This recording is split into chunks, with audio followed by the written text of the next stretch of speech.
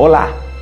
Hoje nós começamos o estudo de um dos livros mais controversos da Bíblia, Cântico dos Cânticos, ou também conhecido como Cânticos de Salomão ou Cantares de Salomão.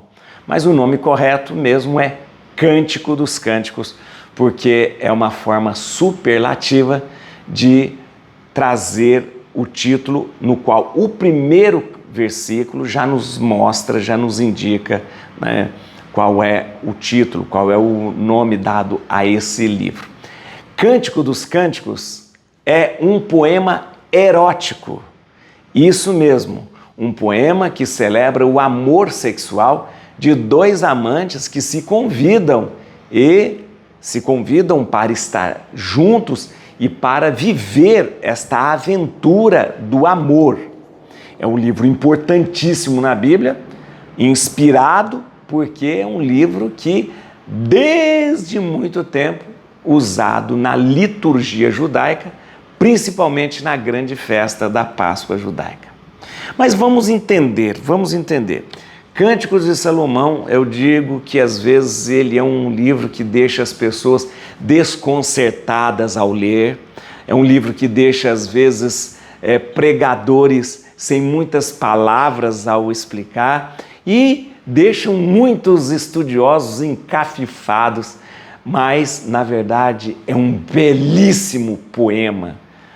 Há estudiosos que dizem que não se trata somente de um poema, mas de um conjunto de poemas celebrando o amor. Também não é um livro que você possa ler como se tivesse uma estrutura de começo, meio e fim.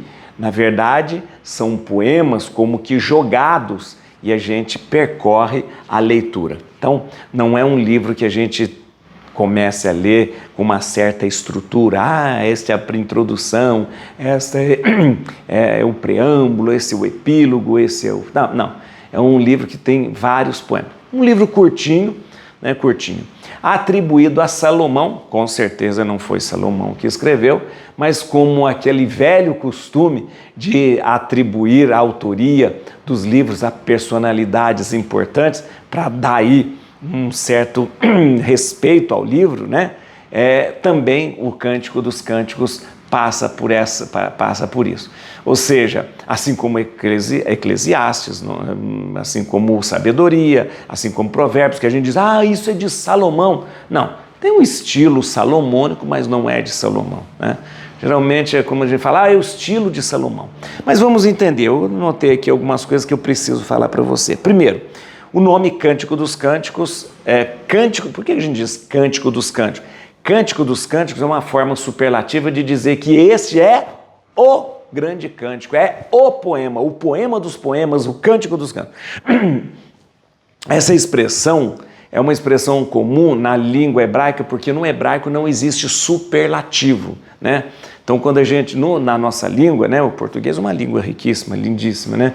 Então, quando a gente quer dizer que uma coisa é boa, a gente diz, isso é boníssimo, né? Quando uma coisa é bela, isso é belíssimo, né? Esse íssimo é o superlativo. E isso não, esse sufixo íssimo é o superlativo.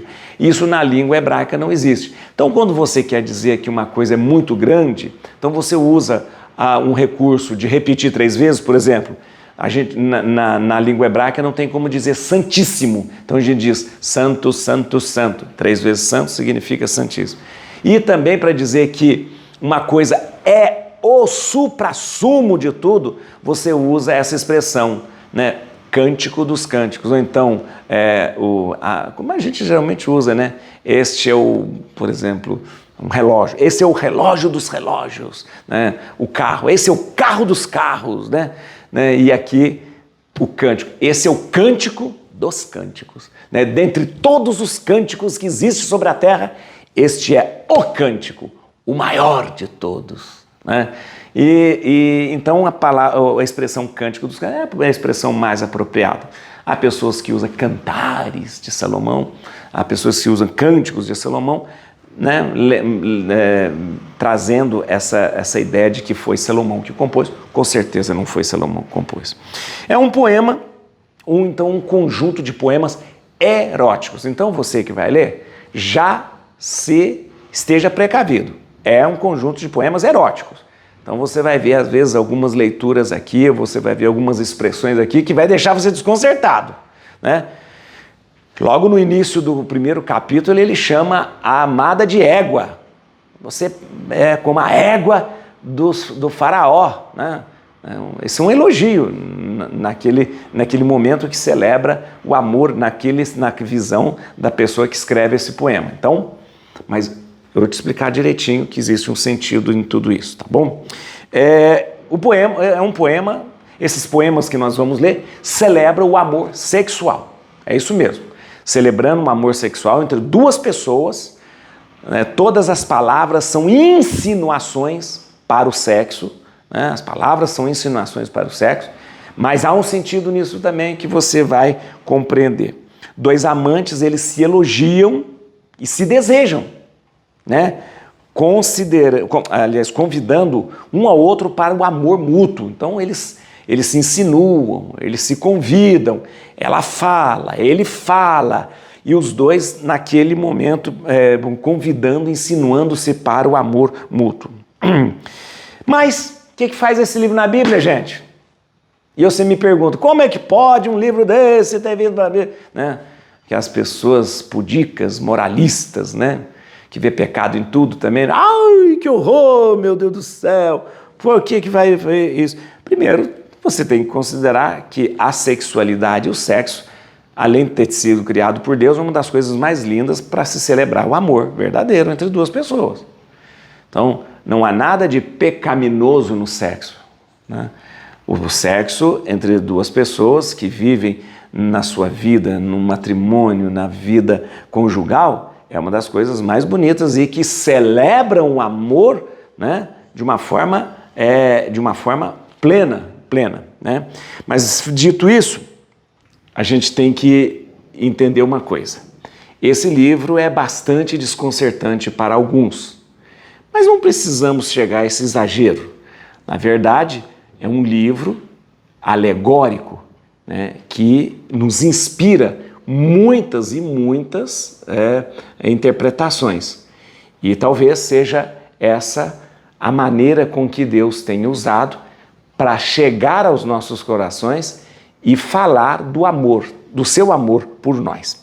É importante lembrar que esse livro, como eu disse antes, ele faz parte da liturgia da Páscoa judaica. Então não é qualquer texto. E não se menospreza um texto desse. E não se diz assim, esse livro, esse poema erótico está esquisito na Bíblia. Não, não é assim não. Ele é um livro importante, muito importante. Tanto é que faz parte da Bíblia judaica, faz parte da liturgia da Páscoa, na liturgia judaica, e é um livro muito importante. Ele é atribuído a Salomão. Como eu disse para você antes, a atribuição a Salomão acontece, de autoria a Salomão, acontece também nos outros livros. Provérbios também é atribuído a Salomão. Eclesiastes, que nós acabamos de ler, é atribuído a Salomão. Sabedoria, tanto é atribuída a Salomão, tanto é que eles são chamados Provérbios de Salomão, Sabedoria de Salomão, né? Eclesiastes, né? Como se fosse o próprio Salomão escrevendo. Não é mesmo, porque ele tem um estilo salomônico, né? Um estilo mais ou menos de como o rei falasse. Você vai perceber aqui que, na verdade, dá a impressão de que é o rei, né? Um rei, um príncipe que vai ao encontro da amada, né? Mas não é Salomão que escreveu, porque esse livro ele é datado do século IV a.C., século IV a.C., né? Então, certamente não é Salomão o autor, né?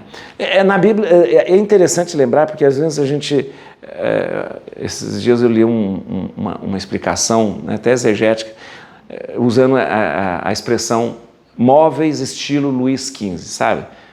De repente você vê um móvel, sabe aqueles móveis rebuscados, estilo, aqueles móveis que tem as pernas torneadas e tal. A gente fala, esse móvel é estilo Luís XV. Mas não é que esse móvel é do tempo de Luís XV, não é da corte de Luís XV. Ele tem um estilo de Luís XV. Então, Quando se fala assim, esse livro tem Salomão como autor, é mais ou menos nessa história, assim, é o estilo salomônico, tá bom? É interessante lembrar, como eu disse, ele é datado do século IV. Mas então, vamos à questão central. Como ler este livro do Cântico dos Cânticos? Muito bem. Como ler? Eu vou ler como um poema simplesmente erótico? Não. Porque senão não teria por que ele estar na Bíblia, estivesse em outro lugar. Eu vou ler ele simplesmente como como dizem alguns autores, né? Esse texto aí, esses poemas eram geralmente cantados em casamentos, né? Em bodas lá naquela época. Vou ler só por isso? Não, não é só por isso. Há também exegetas que dizem que esse texto dos livros do Cântico dos Cânticos tem bastante influência da cultura dos cananeus, da cultura de Canaã, sobre a questão da fertilidade, sobre a questão de ritos de fertilidade. Mas eu vou ler desse jeito? Não. O livro está na Bíblia por uma questão inspirativa, ou seja, eu devo ler o Cântico dos Cânticos e dar-lhe uma interpretação alegórica. Muito bem. Então, eu não vou ler esse livro simplesmente achando que os dois amantes desse livro são simplesmente dois amantes que querem fazer sexo e está tudo bem. Não.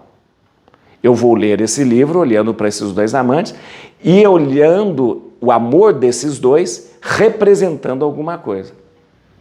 Então vamos lá. O livro do Cântico dos Cânticos, ele pode ser o amor entre Deus e o seu povo. Isso. O povo representado pela amada e Deus pelo amado. Um amor tão grande de Deus pelo seu povo que faz com que Deus procure o seu povo. A amada procure, o povo procure o seu Deus. Essa é uma linguagem bem usada na Bíblia, você sabe disso. Os profetas usam bastante esta linguagem, né, de Deus como o esposo, né, e como o povo, né, a humanidade, a esposa.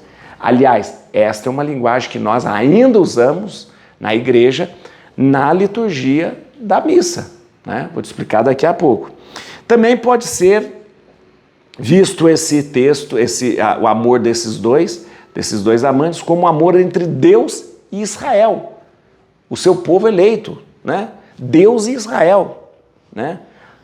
Deus que procura o seu povo eleito, que ama o seu povo eleito, e Israel que de repente vem ao encontro de Deus, né? Também a gente pode ver e é isso mesmo, este amor entre esses dois amantes representa o amor de Cristo e a igreja.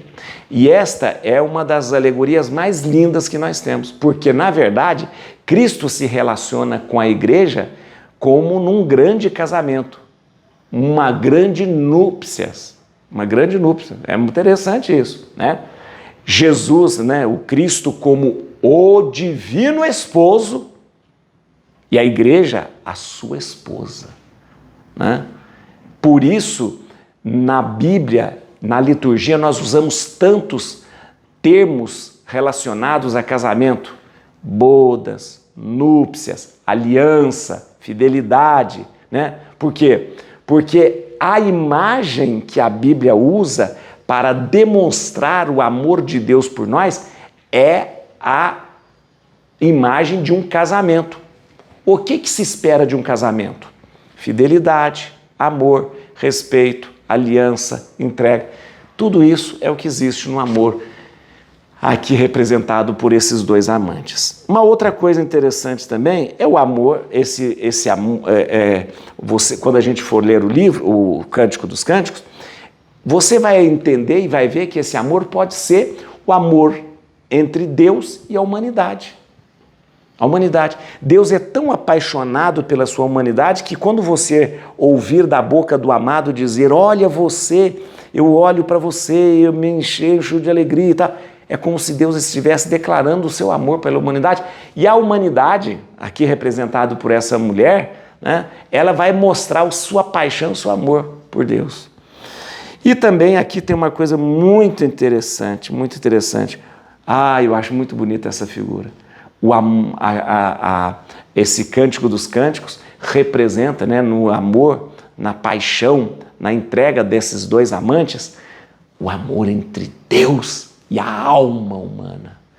Isso porque a alma humana, independente de religião, ela procura Deus. A alma humana é apaixonada por Deus. E enquanto a alma humana não se encontra com Deus, ela não encontra felicidade. É como essa amada do Cântico dos Cânticos, é como essa mulher do Cântico dos Cânticos, que desesperadamente procura o seu amado. É como, olha, a alma humana é assim, a alma humana, ela está inquieta, ela não é feliz, ela está ansiosa, até que encontre o seu amado. Que coisa linda, muito lindo, né, gente? Então, gente, existe uma interpretação, essa mais medieval, que é maravilhosa. Eu também gosto muito dessa. O Cântico dos Cânticos é uma pré-figura do amor entre Maria e o Espírito Santo. Você sabe que nós dizemos na teologia que Maria é a esposa do Espírito Santo, porque ela se deixa, né, fecundar pelo Espírito de Deus para que dali nasça e possa gerar o próprio Deus encarnado. Então, muitos místicos viram no Cântico dos Cânticos os dois amantes como Maria e o Espírito Santo, que são envolvidos por esse grande amor para gerar um fruto bendito. Gente, por isso esse livro é tão maravilhoso. Você viu que coisas maravilhosas? Quando a gente começar a ler, então quando você começar a ler, veja, você vai ver ali nas palavras da amada, nas palavras do amado, você vai ver ali Deus representado no amado, falando a sua amada. Nós, o seu povo, a sua igreja, a humanidade, a alma humana representada por aquela mulher que ama apaixonadamente o seu amado. É lindo demais. Só para lembrar você, a linguagem dos profetas, ela descreve a aliança, é importante lembrar, a aliança entre Deus e Israel, entre Deus e o seu povo, como um casamento, sabia? Na liturgia da missa, nós usamos muitos termos relacionados ao casamento, justamente para lembrar essa linguagem dos profetas e para lembrar, né, que a Bíblia vê o nosso relacionamento com Deus como um relacionamento esponsal, de esposa e esposa. Nós usamos termos como banquete nupcial. Banquete nupcial. A missa como um grande banquete de um casamento. Banquete nupcial, onde o Cordeiro de Deus, né, onde o próprio Cristo é o noivo, dado em casamento para nós naquele banquete nupcial. Olha que lindo. Usamos a palavra aliança. Fazemos agora uma nova e eterna aliança com o próprio Deus, selada pelo seu Filho na cruz. Então, veja só, existem muitos símbolos que nós usamos. Eu acho que eu já expliquei aqui para você. Quando o padre entra para celebrar a missa, ao entrar para celebrar a missa, o primeiro gesto do padre é beijar o altar. O altar é a representação do próprio Cristo. O padre entra representando todo o povo, toda a igreja, né? Então o padre entra como a esposa que se curva e dá o beijo no divino esposo. O primeiro gesto ali do padre antes de celebrar a missa é justamente o beijo do amado, o beijo da amada no amado. Amada, todo o povo, beijando o amado, o próprio Cristo. Tá bom? Dito tudo isso, então, nós vamos ler o primeiro capítulo e é muito importante que a gente veja aqui. Então, preste atenção, porque é muito cheio de símbolo, é muito cheio de simbologia E entenda então, vamos começar a ler, né, o primeiro capítulo de Cântico dos Cânticos, e veja sempre, não se deixe levar somente pelas passagens eróticas, mas veja que todo amor exalado nesse livro, ele é um amor que representa Deus, o Cristo e o seu povo. Vamos lá. Bíblia na mão, Espírito Santo no coração, primeiro capítulo de Cântico dos Cânticos. Capítulo 1. O mais belo dos cânticos de Salomão.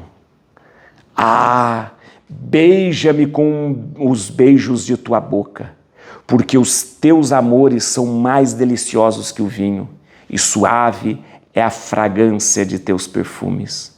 O teu nome é como um perfume derramado, por isso amam-te as jovens. Arrasta-me, pois-te, corramos. O rei introduziu-me nos seus aposentos. Exultaremos de alegria e de júbilo em ti. Tuas carícias nos inebriarão mais que o vinho. Quanta razão há de te amar. É interessante lembrar que os poemas são apresentados em estrofes. Uma hora é ele que fala, outra hora é ela que fala. Ele que fala, ela que fala. Veja agora, e ela fala agora. Sou morena, mas sou bela, ó filhas de Jerusalém, como as tendas de Cedar, como os pavilhões de Salomão. Não repareis em minha tez morena, pois fui queimada pelo sol.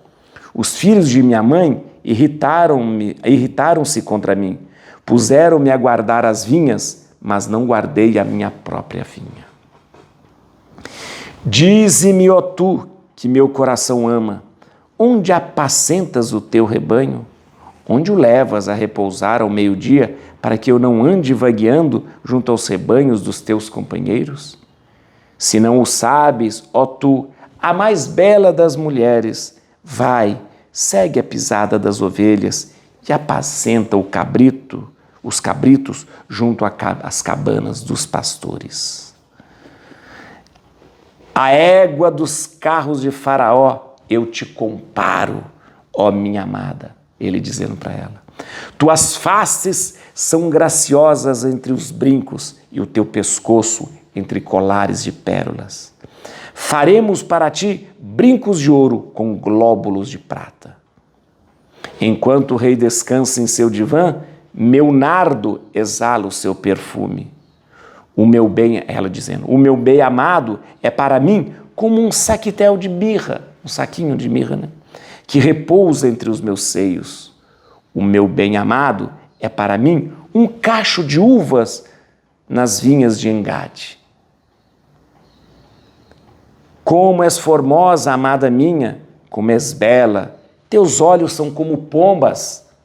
Como és belo, meu amado, como és encantador, o nosso leito é um leito verdejante. As vigas de nossa casa são de cedro, suas traves de cipreste. Muito bem, vamos lá, que é muito interessante a gente lembrar aqui. Vamos entender tudo isso. Você viu que o texto, ele se apresenta como que um diálogo. Ele fala, ela fala. Ele fala, ela fala. E aí, grandes declarações de amor. É interessante você lembrar que neste jogo de amor, os dois estão se desejando, um desejando o outro, para que haja uma união carnal, para que um dia eles possam se unir. Então fica naquele jogo de amor. Eu digo uma coisa linda sua, você diz uma coisa linda minha, e eu fico procurando adjetivos para trazer para você. E isto tudo faz parte de um grande jogo onde eles querem se unir plenamente. Muito bem, o texto começa assim: o mais belo dos cânticos de Salomão. É como eu expliquei para você. A expressão cântico dos cânticos significa o cântico de todos os cânticos. Por quê? Porque na língua hebraica não existe superlativo. Então aqui diz, o mais belo dos cânticos de Salomão. É o cântico de todos os cânticos, né?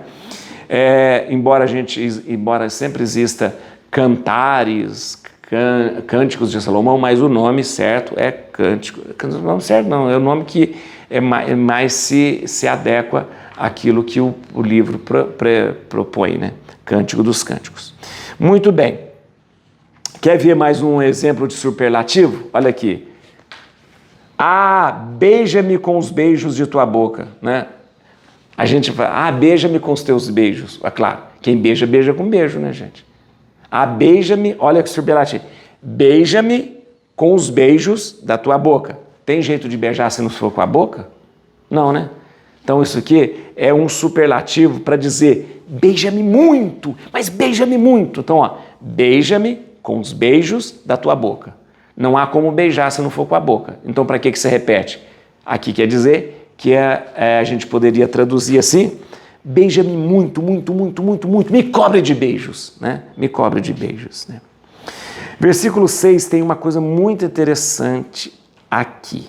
Aliás, versículo 6 não, versículo 5 que eu quero falar para você. Para a gente tirar qualquer dúvida aí. Vamos lá. Em algumas Bíblias tem uma tradução diferente. Aqui na minha Bíblia diz assim, versículo 5. Sou morena, mas sou bela, ó filhas de Jerusalém. Tem outras Bíblias que está escrito, sou preta, mas sou bela. Peraí. Antes que de repente todo mundo comece a tacar pedra na Bíblia, não é nenhuma expressão de racismo aqui não. Deixa eu te explicar, né? E a Bíblia falou, sou negra, mas eu sou bela. Apesar de ser negra, eu sou bela. Não, não é assim. Não é assim. O morena, o preta, o negro, aqui não está dizendo de raça, não é isso. Está dizendo de uma pessoa que é queimada e castigada com o sol. Então não é questão de raça. Eu sou preta, mas sou bela. Eu sou da raça negra, mas sou bela. Não é isso. Não é isso. Porque senão a gente começa a achar que a Bíblia está trazendo aqui uma expressão racista. Não é. Aqui está dizendo que ela é uma mulher que trabalha na roça. É uma mulher que foi castigada pelo sol. É uma mulher que não é como as princesas que não tomam nenhum sol e a sua pele é como um pêssego. Não, então ela está dizendo isso. Não quer dizer assim, eu sou negra, mas apesar disso eu sou bela. Não é isso. Diz assim, sou morena, mas sou bela. Ou seja, a minha pele está castigada aí pelo sol. Está muito castigada pelo sol, porque eu tomo sol de todo lado aí, porque eu trabalho, né? Mas mesmo assim eu continuo bonita, né? Por aqui, olha aqui, não repareis na minha tez morena, pois fui queimada pelo sol, né? Não repareis que a minha pele está tão castigada, fui tisnada pelo sol, porque eu acabei sendo queimada de tanto trabalho que eu faço. Então é importante que a gente lembre disso, tá bom? Vamos lá. Aqui é uma coisa muito interessante. Há um momento em que ela se apresenta como vinha. É muito comum na Bíblia as mulheres serem identificadas como vinhas, porque a vinha é a segurança, é a fertilidade, a vinha é a alegria, né, que produz o vinho, né, é a abundância. E a mulher sempre no casamento é a alegria, é a fertilidade, é a abundância, é tudo isso. Olha que interessante. Os filhos da minha mãe, irritados quando me puseram-me a guardar as vinhas, mas não guardei a minha própria vinha. Mais ou menos fazendo esse jogo de palavra, ela como vinha, né? Como vinha. Versículo 12 aqui tem uma coisa muito interessante, né? Muito bonita. A figura é muito bonita. Olha aqui. Enquanto o rei descansa em seu divã, meu nardo, né, o perfume de nardo, o meu nardo exala o seu perfume, né? É uma coisa muito interessante porque aqui nós vemos uma imagem como se fosse do jardim. Por que o jardim? Aqui fala muito de perfume, né, do nardo, da mirra. Veja aqui, deixa eu só continuar. O meu rei descansa em seu divã, meu nardo exala meu nardo exala o seu perfume, o meu bem-amado é para mim como um saquitel de mirra, né? Repouso dos meus seios. O meu bem-amado é para mim um cacho de uvas nas vinhas de Engade. Esse cacho de uva aqui, na verdade, é alfena, vou te explicar direitinho. Vamos lá que é importante você lembrar isso, a gente lembrar isso. Essa é a figura do jardim. O amado está ali no jardim. Por que jardim?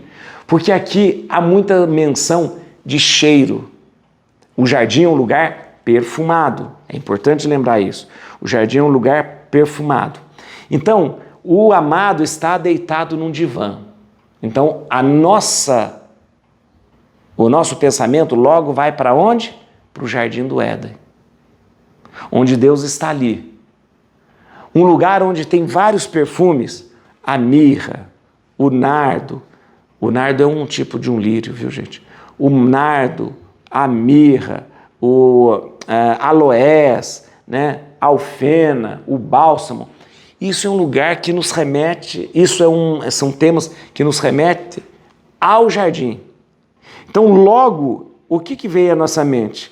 Logo vem à nossa mente que a figura do amado e da amada é a figura, sim, de Deus e a alma humana. É Deus e a alma humana. Quem é que tinha essa intimidade no jardim do Éden? Deus, né? E Adão e Eva, Deus e o homem, né? Então, essa intimidade no jardim do Éden é lembrada aqui, E é importante lembrar que o tema do jardim vai ser recorrente. Várias vezes nós vamos ler aqui no Cântico dos Cânticos, você vai dar a entender que eles estão num jardim. E esse jardim me remete ao Éden, que me remete a este amor que Deus vivia com o homem e a mulher, né? Que Deus vivia com a alma humana no Éden. E que nos lembra uma coisa muito interessante, que um dia nós voltaremos para esse jardim para viver essa grande paixão dos dois amantes, Deus e nós. Tá bom? Vamos continuar aqui para a gente ver uma coisa. Aqui tem uma coisa interessante. A palavra aqui, ó. O meu bem-amado é para mim um saquitel de mirra. Na verdade, saquitel é um saquinho, né? O meu bem-amado é para mim um saquinho de mirra que repousa entre os meus seios. Ela diz assim, ó, o meu bem-amado é como um saquinho de mirra que eu coloco aqui no seio. Era um costume das mulheres se perfumar, ou trazer o perfume, às vezes, nos vidrinhos, ou passar o perfume. E, às vezes, também, ela se perfumava colocando as essências aromáticas ali, essência ou então planta e tal, num saquinho e colocava no colar, né? Era comum que as mulheres fizessem isso, né? Colocava, fazia um saquinho de mirra, pendurava no pescoço e ela ficava perfumada, né? Em vez de passar o óleo, né? O nardo, o óleo e tal, ela punha um saquinho. Então ela falou assim, ela compara, o meu bem-amado é como um saquinho de mirra que fica bem junto do meu seio. O que significa? O meu bem-amado está sempre junto de mim, me perfumando. Mas o que eu queria chamar a atenção a você é a palavra bem-amado. Aqui nós usamos essa palavra, uma das primeiras vezes que se usa o bem-amado, meu bem-amado. E aqui a gente tem que fazer um estudo, é o seguinte, há uma influência muito grande da cultura dos cananeus aqui. E o termo bem-amado, que não é muito usado na Bíblia, o bem-amado designava um deus cananeu da fertilidade. Então você percebe aqui que há uma influência da cultura dos cananeus aqui, nesse livro, que é um livro usado pelos judeus, na liturgia judaica, mas há aqui uma influência. Porque bem-amado não é um nome, não é um termo que se usa muito na Bíblia. Bem-amado é o termo usado para um deus cananeu, da fertilidade. Tá, vamos lá. Outra coisa aqui que eu quero deixar bem claro. Vamos fazer o seguinte. Tá bom. Olha que interessante, só para a gente entender. O meu bem-amado é para mim um cacho de uvas nas vinhas de Engade. Não é cacho de uva aqui não, viu? Está traduzido errado aqui. Cacho de alfena.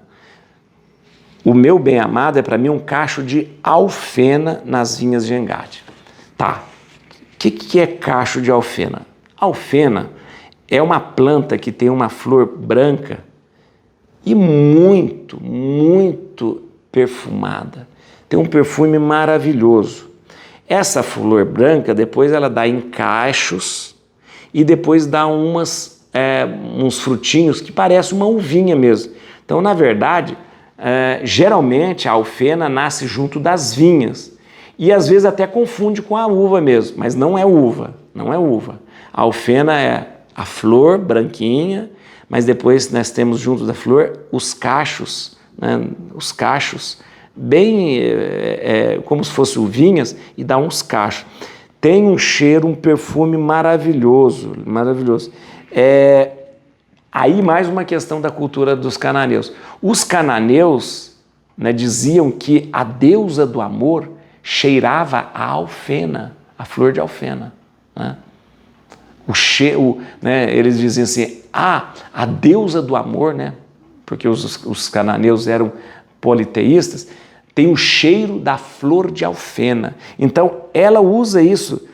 O meu amado é para mim um cacho de alfena, como se ele tivesse o cheiro do amor, né? O cheiro da alfena, né? E é interessante que a alfena, ela crescia junto às vinhas ali, que eram plantadas ali junto ao Mar Morto. É interessante. Aqui fala um cacho de alfena nas vinhas de Engade. As vinhas de Engade, gente, Engade significa fonte do cabrito. No lado oeste do Mar Morto, era conhecido como ali a região de Engade, e onde se plantavam as vinhas famosas, as famosas vinhas de Engade. Tá? O que eu quero dizer para você é o seguinte, deixa eu mostrar a alfena. A alfena é isso aqui. Aliás, tem uma cidade em Minas que chama Alfenas, né? Mas a planta alfena é isso, a florzinha branquinha, né? Tá vendo a florzinha branquinha ali? Muito cheirosa, muito cheirosa. Ali tem ali os frutos dela, que é como se fossem umas uvinhas. E para os cananeus, o cheiro, o perfume de alfena era o perfume do amor, porque lembrava a deusa do amor, tá bom? E para terminar, versículo 17, as vigas de nossa casa são de cedro, suas traves de cipreste. Não é cipreste aqui não, minha Bíblia também traduziu errado. Na verdade, as vigas da nossa casa são de cedro, né? E as suas traves de junípero, zimbro, tá bom? Tá certo? É muito lindo esse livro, é muito maravilhoso, e lê-lo e percorrer esse poema faz a gente lembrar do amor apaixonado de Deus por nós e de como nós devemos estar cada vez e cada dia mais apaixonado por Ele. Et crutim Domini, fugit partis adversa, vite teleo detribiuda, radices David. Aleluia.